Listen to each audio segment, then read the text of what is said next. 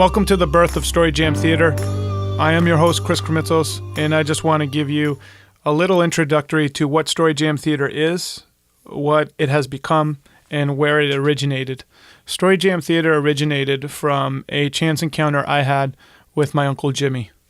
And one day I was over his house, and Uncle Jimmy had done really well in business in New York City.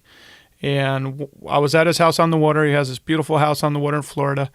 And Uncle Jimmy was a meticulous record keeper. He actually had file cabinets in his first floor. When you have a house on the water in Florida, your first floor kind of is where you store your stuff. And he was going through his file cabinets, and he was really frustrated. And I asked him, I said, Uncle Jimmy, what's going on?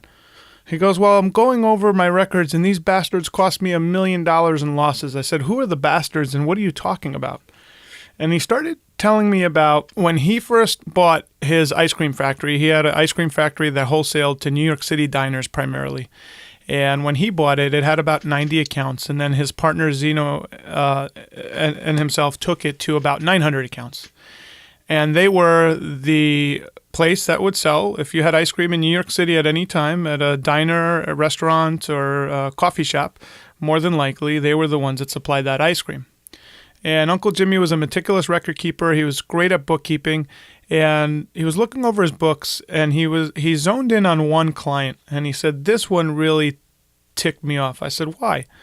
He said, because this gentleman had two of the busiest restaurants. I go, that's great, right? He goes, yeah, you would think it was great. But he had a little dirty habit. I said, what was his habit? He said he would pay before we would send him the invoice. And I said to Uncle Jimmy, why is that a bad thing? He said, well, this gentleman, Paul, would pay what he felt was reasonable, not what our invoice price was. And he said, I was in the wholesale business, and anyone that knows the wholesale business, our margins are very slim, usually 10% or less. And it took Uncle Jimmy, when he first realized that money was missing, he told me it took about 6 months to track it down at the time where it was missing because he was paying, so they didn't look there first. And eventually they found that, let's say it was $10 for a 2.5-gallon drum ice cream. This gentleman, Paul, let's just call him, was paying $9.50. So Uncle Jimmy talked to his partner, Zeno. He said, we need to go visit Paul and talk to him. So they wound up going to Paul's diner. And the first thing Paul said, Jimmy, aren't I one of your best customers? How many people do you have that pay before the invoice comes in? And my Uncle Jimmy told him the truth. He said, you are the only one that does that. He goes, however, you pay what you feel like and not what the invoice price is. And I do appreciate your business, but we charge $10 per gallon, per 2.5-gallon drum of ice cream, and our margins are very slim. So we do make a profit, but it's slim. So I'd appreciate it if you didn't, pay what you want. And Paul said, absolutely, Jimmy. No worries. Here's the difference that I owe you. I'll make sure to pay you on time and pay you what the invoice says. About a year later, again, Uncle Jimmy's working with his bookkeeper, and he notices that money is missing. And he's looking, he can't find where it is, but he goes, let me look at Paul's file again. He goes, I doubt he would do it again, but let me look. And Paul had gone back to his habit of paying what he felt like.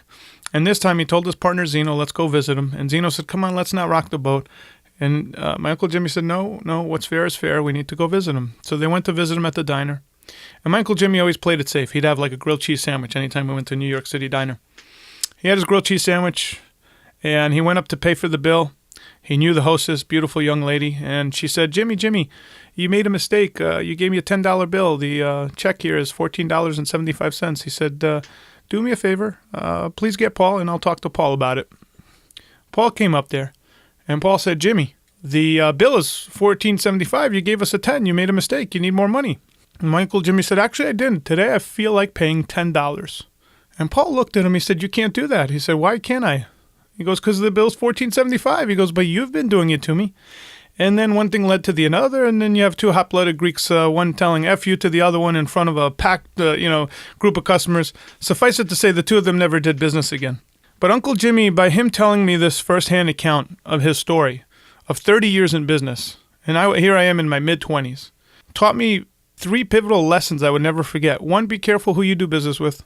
2, stand up for your price. And 3, make sure to enforce what you're worth, to be able to really account for what you're worth and stand up for it. So anyways, I thought about it, and I thought, here's a story that I tell to others that changed the course of my life that Uncle Jimmy learned, but it took him many years of doing it.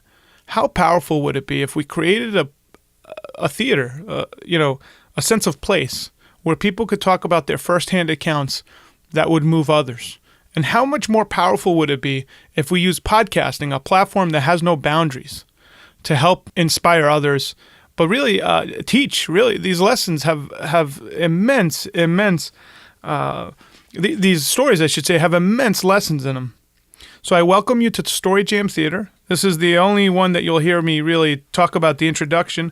We do live productions, so this is done in front of a live audience, the clips that you're going to hear.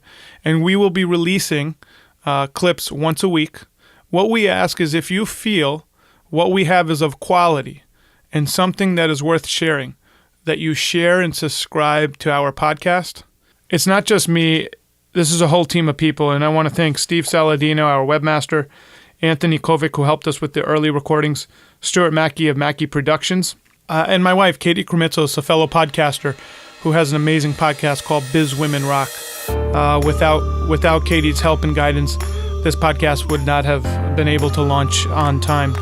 And most of all, I want to thank all the storytellers that shared their story, that bared their souls, so other people could hear them. And I want to thank that community and you, the listener.